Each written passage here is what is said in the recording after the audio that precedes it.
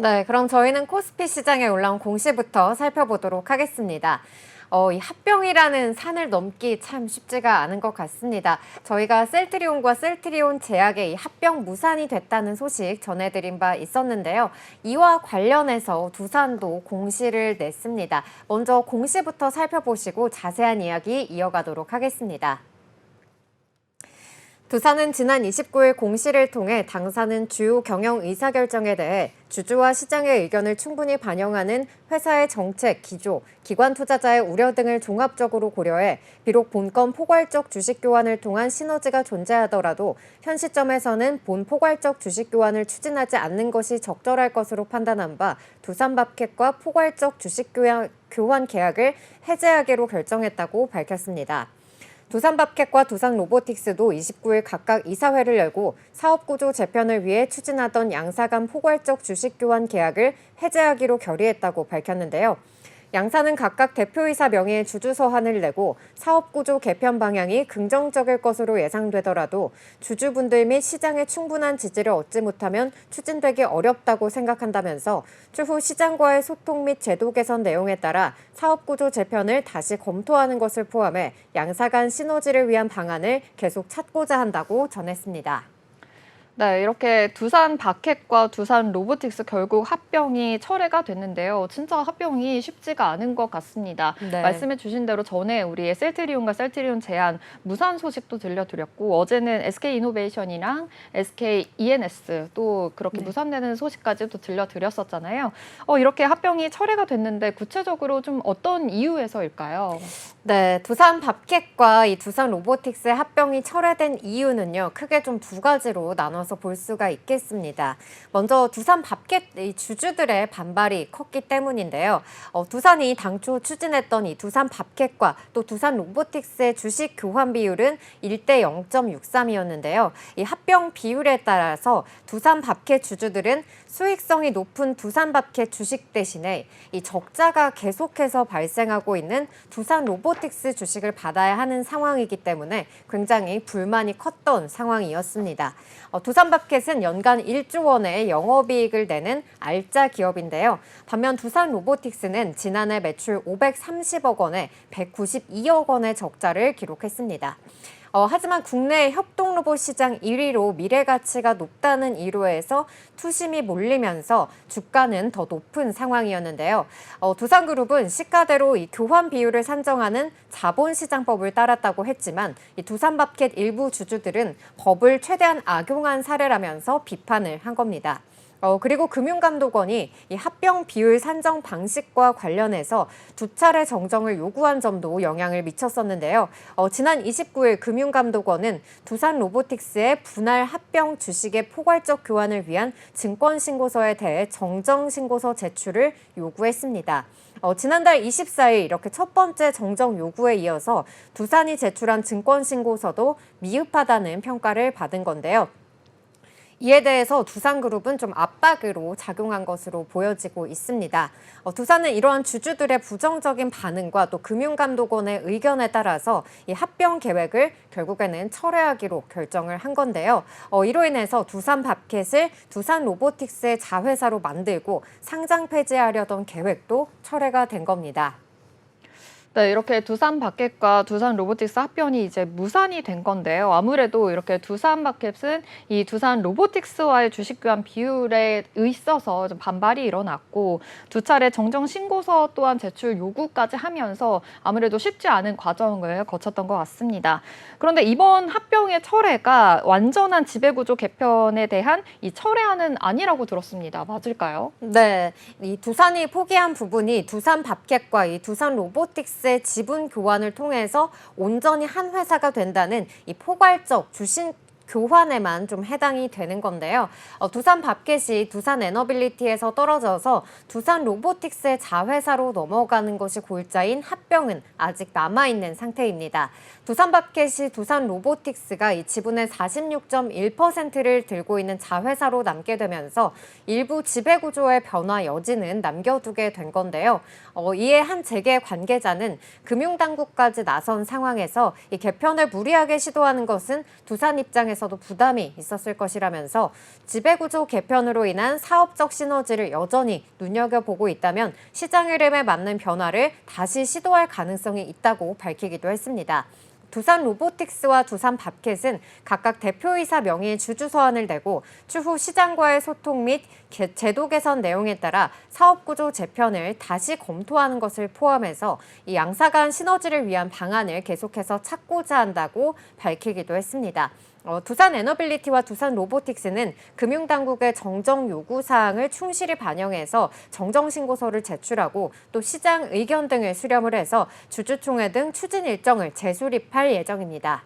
네, 이렇게 양사 간 시너지를 위한 방안을 좀 찾고자 노력하겠다라고도 말씀해 주셨는데요.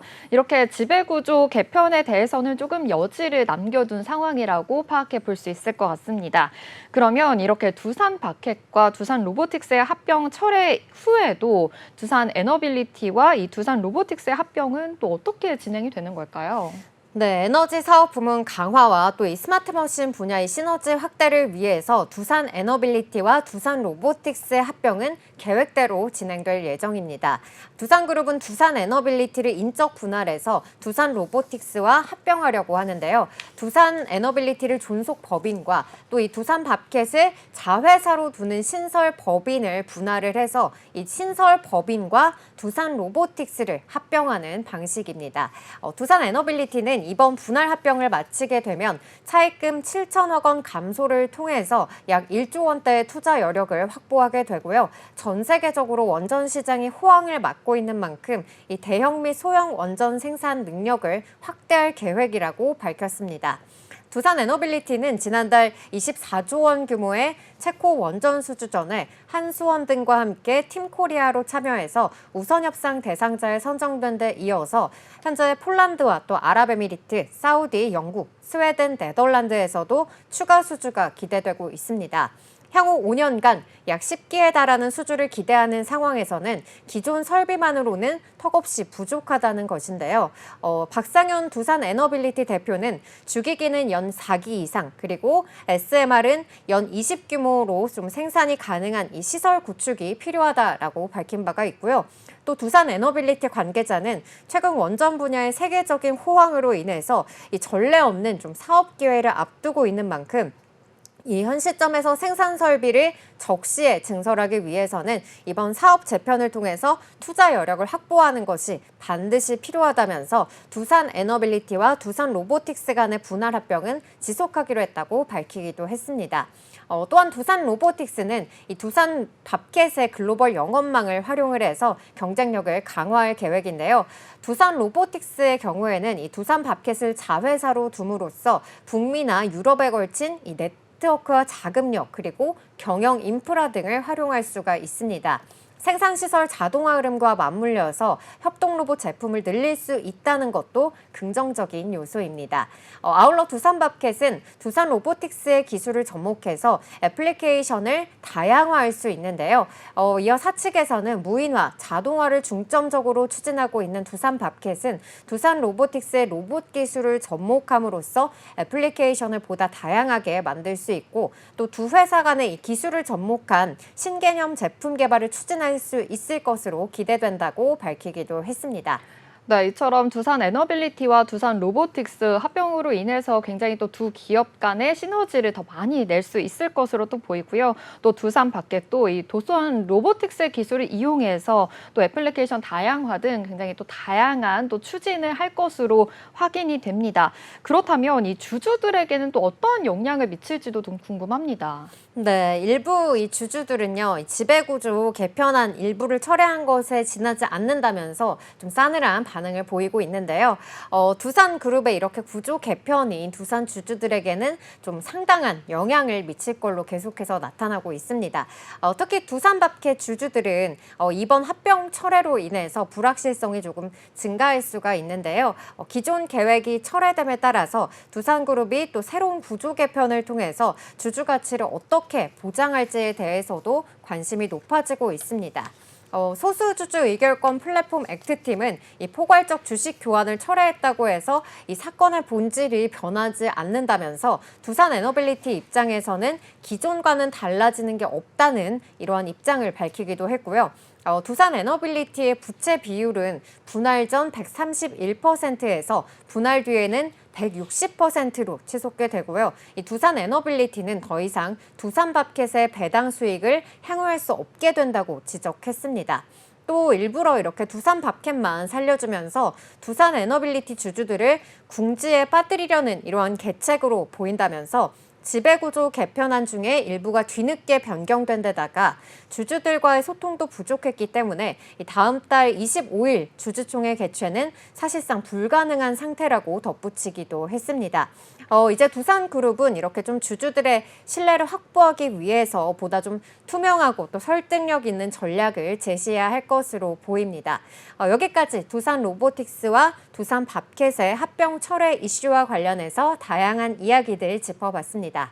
네, 먼저 두산의 공시입니다. 두산은 지난 29일 공시를 통해 당사는 주요 경영 의사결정에 대해 주주와 시장의 의견을 충분히 반영하는 회사의 정책 기조, 기관 투자자의 우려 등을 종합적으로 고려해 비록 본건 포괄적 주식 교환을 통한 시너지가 존재하더라도 현 시점에서는 본 포괄적 주식 교환을 추진하지 않는 것이 적절할 것으로 판단한 바 두산밥켓과의 포괄적 주식 교환 계약을 해제하기로 했다고 밝혔습니다. 한편 두산이 포기한 부분이 두산밥켓과 두산로보틱스 간의 지분 교환을 통해 온전히 한 회사가 된다는 포괄적 주식 교환 방식에만 해당하는데요. 두산밥켓이 두산로보틱스가 지분의 46.1%를 들고 있는 자회사로 남게 되면서 일부 지배구조 변화의 여지는 남겨둔 셈입니다. 이에 주주들은 포괄적 주식 교환을 철회했다고 해서 이 사건의 본질이 변하지 않는다며 비판에 나서고 있습니다.